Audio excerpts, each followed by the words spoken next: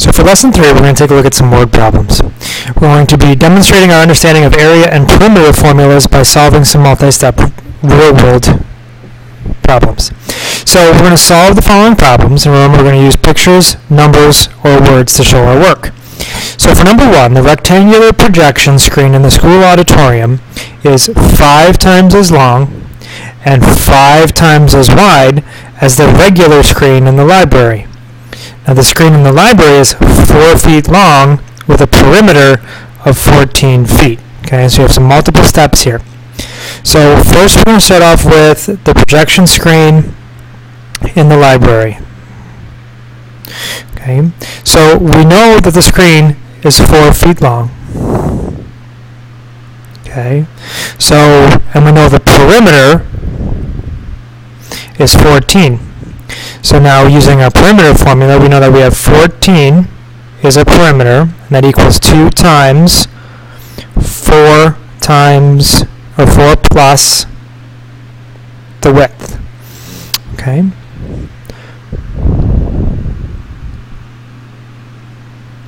So now we think about dividing both sides by 2. So 2 times something equals 14. Alright, so that means 7 equals 4 plus the width. Okay, so then that means 3 must be the width. Okay, so now we have a width of 3 feet. Okay, so now we come over to the large projection screen. Okay, so it's 5 times as long and 5 times as wide.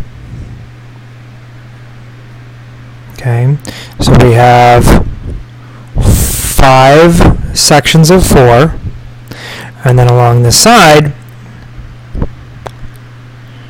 we have 5 sections of 3.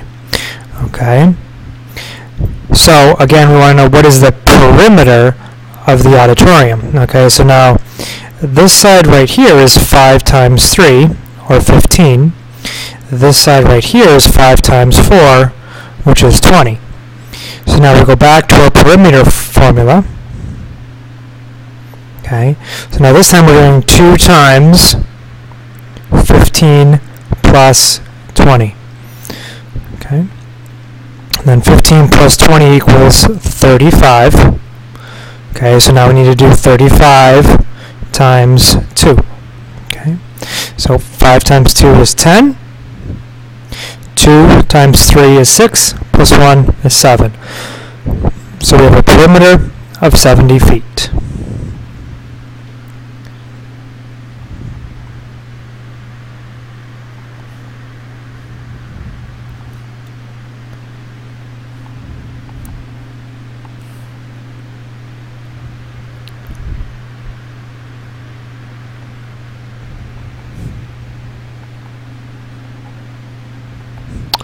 Okay, moving on here to number 2. The width of David's rectangular tent is 5 feet. Okay, the length is twice the width. Now David's rectangular air mattress measures 3 feet by 6 feet.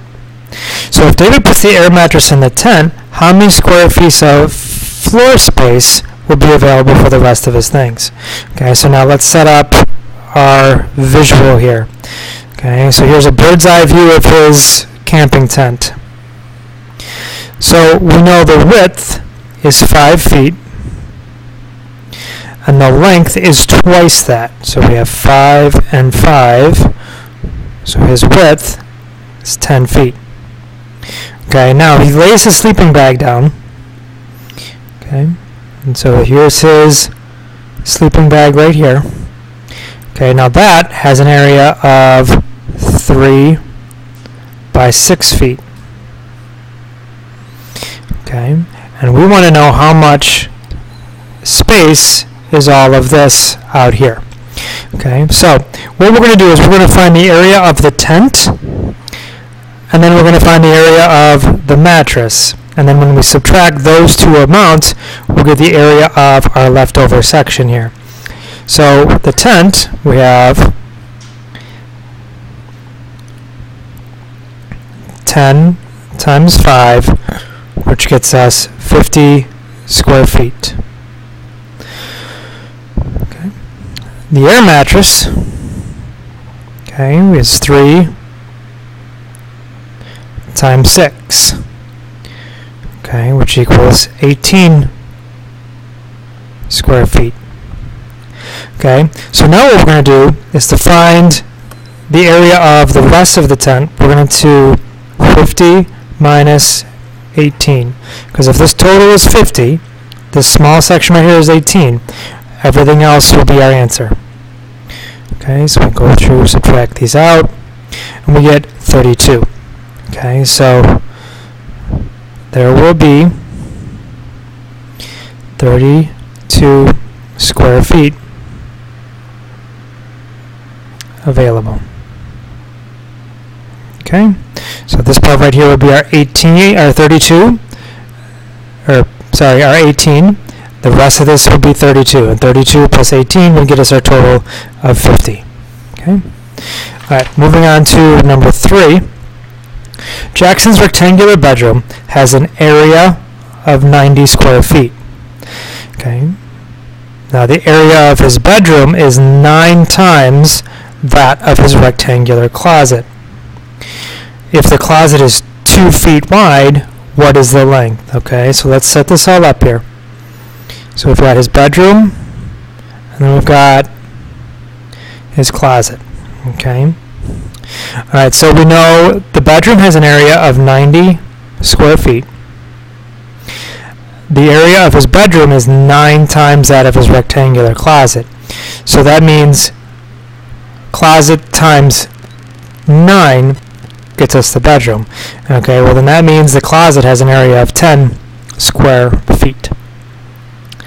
And we know that the closet is 2 feet wide. Okay. So we need to find the length. Okay, so we know that area equals length times width. We know the area is 10. We have 2 feet as the width, so we need to think 2 times what gets us 10. Alright, so that means 5 is our length. Okay, so the length of the closet is 5 feet. Alright, moving on to number 4. The length of a rectangular deck is 4 times its width. The deck's perimeter is 30 feet. What is the area? Okay, so we've got a couple things we got to do in here. So let's set up the deck. Okay, so we know that whatever the width is, the length is 4 times that. So I'm going to create 4 sections here. Okay, now I know the perimeter equals 30 feet. I now need to find the area. Okay, so